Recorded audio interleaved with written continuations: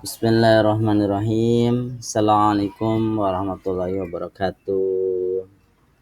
Alhamdulillahirabbil alamin. Wa bihi nasta'in ala umuri dunya waddin wa ala alihi washabihi ajmain amma ba'du. Rabbi sholli sadri wa yassir amri wa hlul 'uqdatam min lisani yafqahu qawli. Apa kabar anak-anakku sekalian? Semoga selalu sehat walafiat amin ya rabbal alamin. Marilah kita memulai pelajaran hari ini dengan membaca basmalah bersama-sama. Bismillahirrahmanirrahim.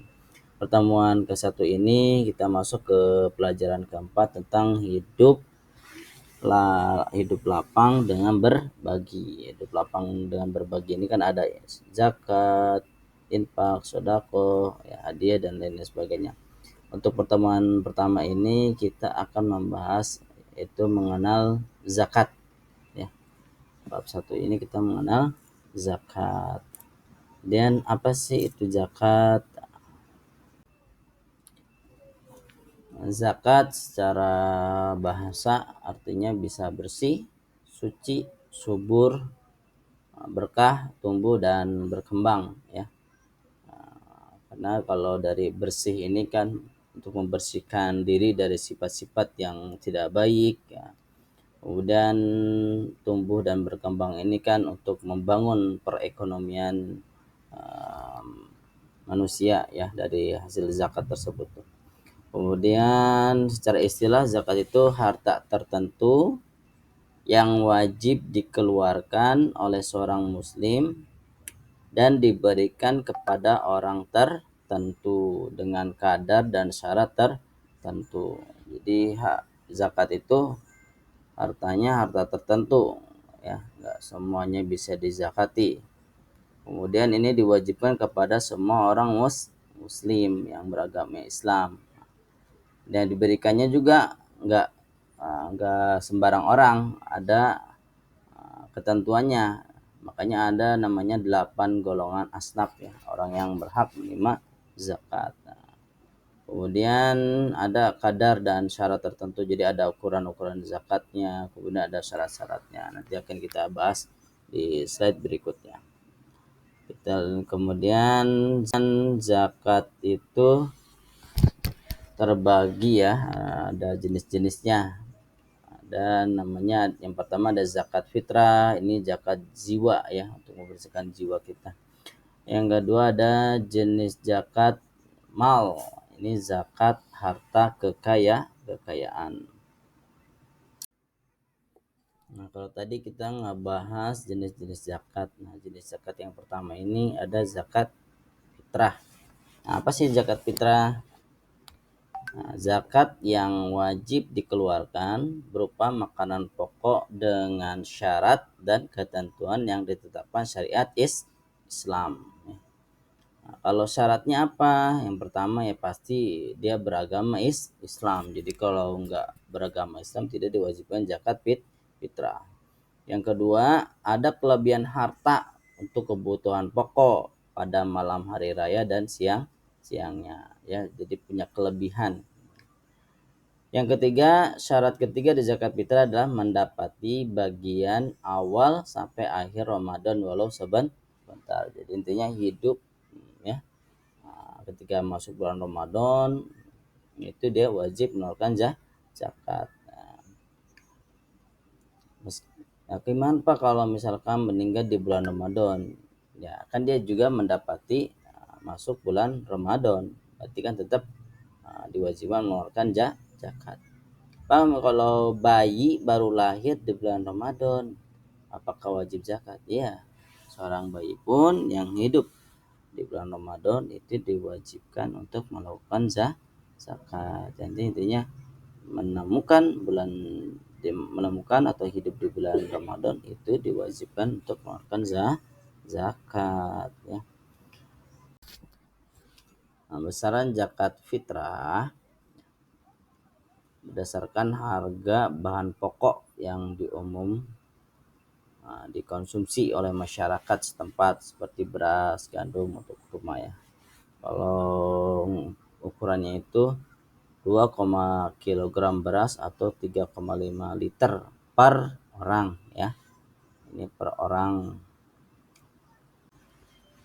Ini contoh menghitung ya, kita belajar cara menghitungnya. Misalkan dalam sebuah anggota ada ayah, ibu, anak, nah, 3 orang ya. Berarti ada 3 orang. Kemudian berat zakat fitrahnya per orang kan 2,5 kg atau 2,5 kg ya. Kalau diliterin berarti 3,5 liter per orang. Berarti tinggal dikali aja. Nah, tadi kan ada ayah, ibu, dan anak. Ada 3 orang. Berarti tinggal 2,5 kilo ya dikali 3 orang. Jumlahnya berarti 7,5 kilogram atau 7,5 kg ya. Apa saya maunya berupa uang, bisa, tinggal kita diuangkan saja per kilonya berapa. Sekilonya 12.000. Tadi kan udah ada hasilnya 7,5 kilogram. Berarti tinggal dikalikan saja 12.000. Jadi 7,5 kilogram dikali 12.000 hasilnya 90.000. Jadi zakat kalau diuangkan untuk 3 orang itu 90.000.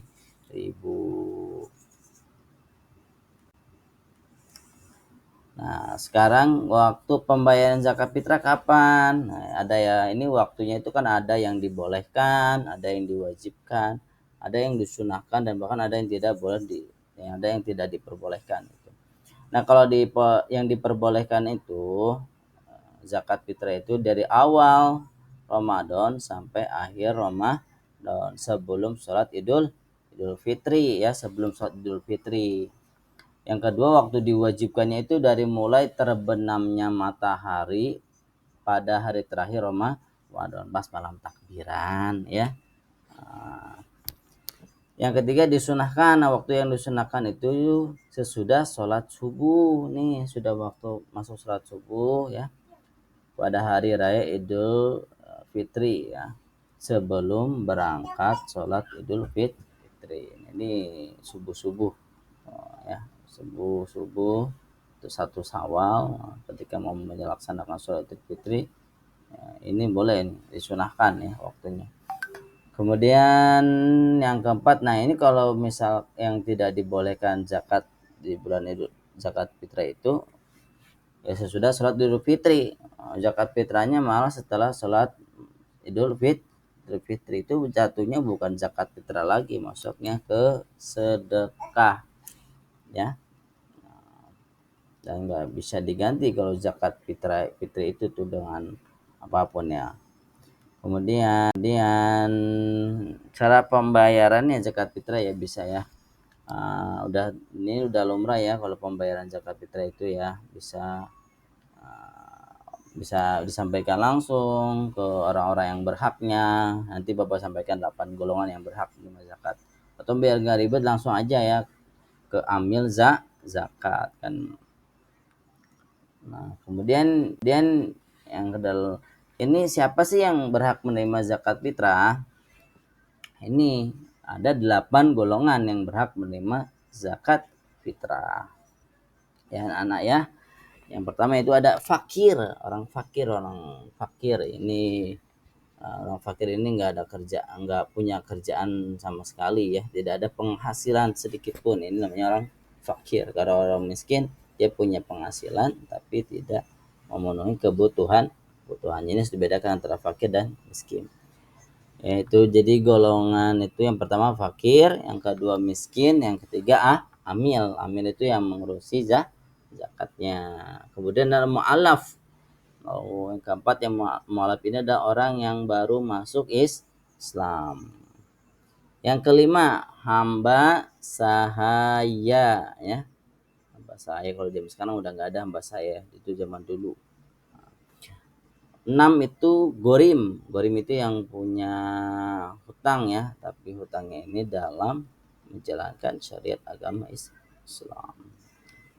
Yang ketujuh ada fisabilillah, orang yang berjuang di jalan Allah ya. Kemudian yang kedelapan adalah ibnu sabil ya. Nah, sekarang manfaat zakat fitrah ya. Manfaatnya ya, segala sesuatu itu pasti ada manfaatnya.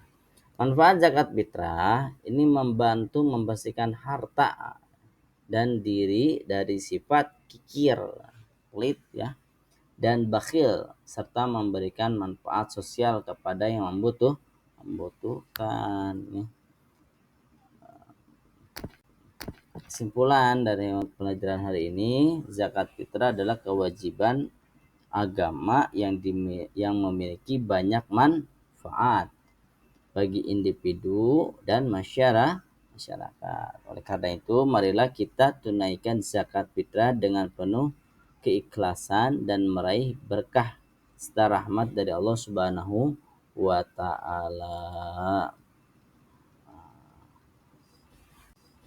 Sekian dari Bapak, mudah-mudahan bisa memberikan manfaat khususnya buat Bapak, umumnya buat kita semua. Bila ada salah, Bapak mohon maaf. Billahi taufiq wal hidayah. Wassalamualaikum warahmatullahi wabarakatuh.